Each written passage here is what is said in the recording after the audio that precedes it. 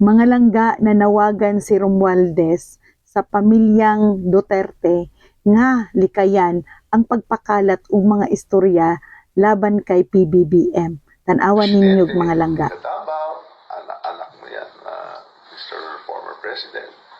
Mayor Baste, kapatid mo yan.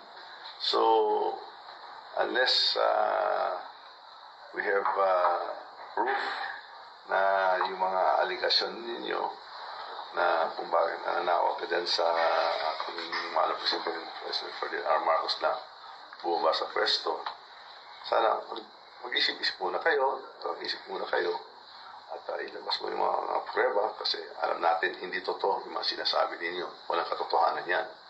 Diba? Si Mr. Former President sabi na sa drug list, na-check natin, never si President Ferdinand R. Marcos ay nailagay sa drug list. Kaya hindi ko lang kung nag-i-story ka na naman. Tigilan mo na yung budol-budol galing sa Davao. Please lang. Dapat magkaisa ang buong Pilipinas.